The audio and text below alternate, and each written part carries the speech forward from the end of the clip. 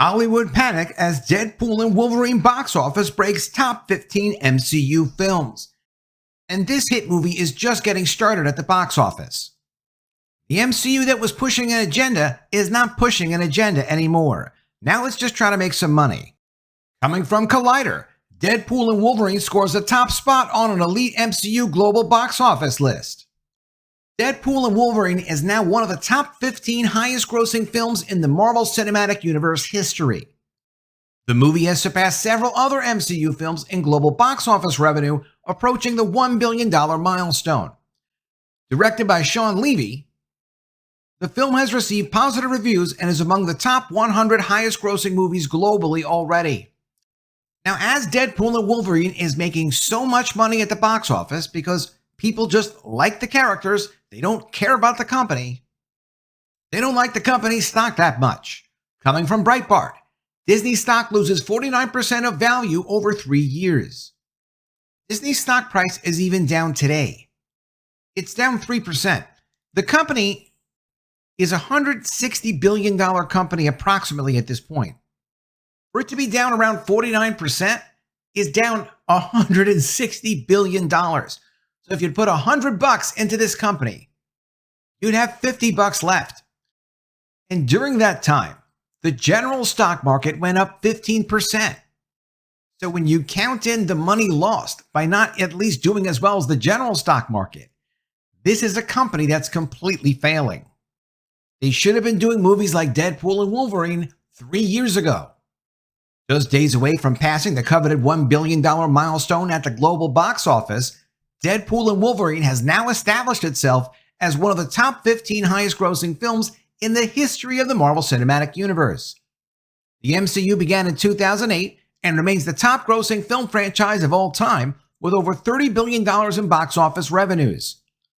Deadpool and Wolverine, the franchise's 34th movie, recently passed the $400 million mark at the domestic box office and the $850 million mark globally. In doing so, the movie overtook Thor Ragnarok at $850 million, Guardians of the Galaxy Volume 3 at $845 million, and Guardians of the Galaxy at $770 million. In the next few days, the superhero sequel should be able to pass the lifetime global hauls of Black Panther Wakanda Forever at $853 million, Guardians of the Galaxy Volume 2 at $869 million, Spider-Man Homecoming at $878 million, and Doctor Strange in the Multiverse of Madness at $952 million. And in its upcoming third weekend of release, the movie will enter the $1 billion club, which so far only includes 10 MCU movies.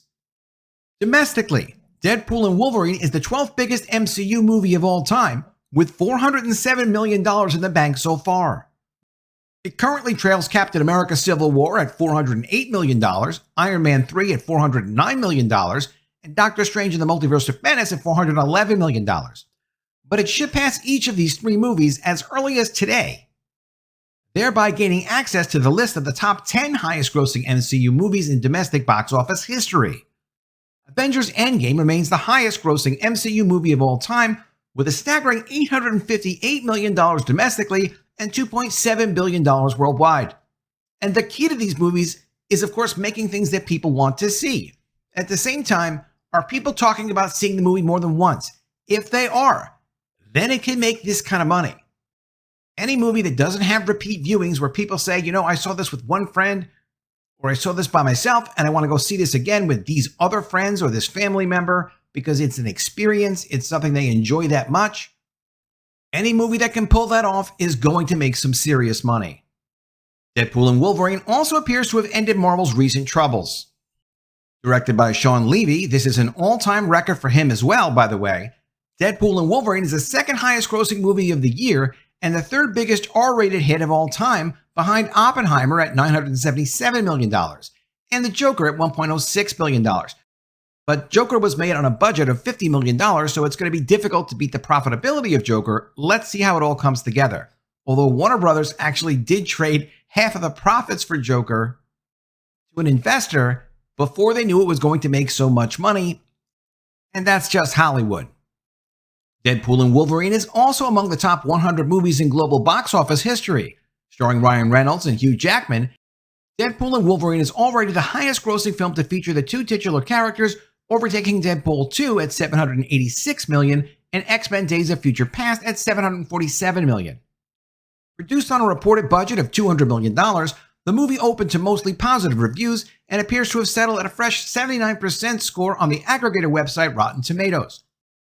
Collider in its review called it one of the most straight-up fun films in the Marvel Cinematic Universe. There are still people that don't understand things have changed for Marvel, and they're not changing back. This is coming from Fandom Wire. Quote, honestly, it's thoughtless.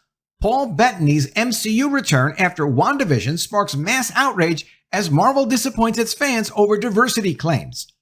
Paul Bettany's upcoming series sparked debate among fans over its title, which many claims lacks in diversity.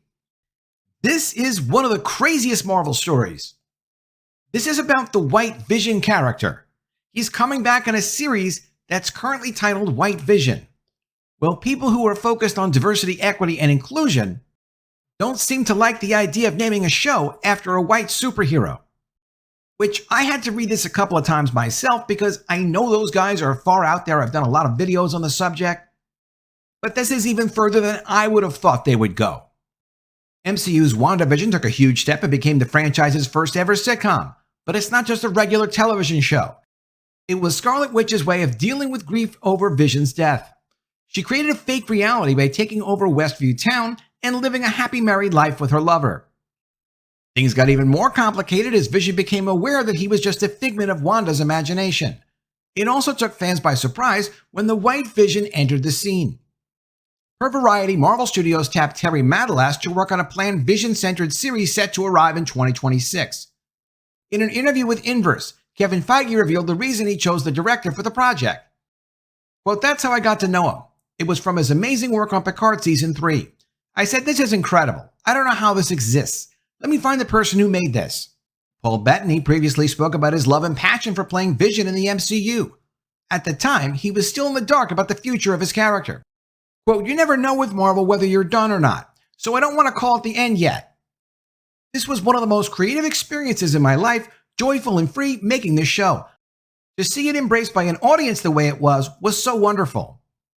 After Vision perished at the hands of the Mad Titan, he was resurrected on screen in WandaVision as the imaginary partner of Elizabeth Olsen's Wanda Maximoff, and as a rebuilt ghost white android with a wiped out memory. The two Visions ended up battling each other in the final episode of the series, with WandaVision restoring White Vision's memories, after which allowing the former to vanish into thin air. The upcoming show will explore the events after that epic ending. White Vision is a product of the Sword, a counterterrorism and intelligence agency that utilized the remnants of Vision's original body to create a new one specifically designed to eliminate Wanda. But on Twitter, there are some people that have a small problem with the title. On Twitter, fans are going wild over a post that shared a confirmation claiming MCU's White Vision series is now in the works. So far, the reported working title for Paul Bettany's show is Vision Quest, but the outlet labeled it White Vision, prompting the Netzians to speak up. And here's what some of those disturbed people had to say. Cheryl and Eaton said, they cannot go with that title. The internet is already overflowing with jokes. And when discussing film post that Kevin Feige confirms the White Vision series is in the works, Cheryl and Eaton said, Kevin, we got to rework that title, my guy. I don't know that she's anyone's guy or he's her guy. These people get so out of control when they see something that triggers them. And the word white should not trigger anyone any more than the word black or the word red should trigger anyone. If it does, you've got an emotional problem and a mental problem. Go see a professional.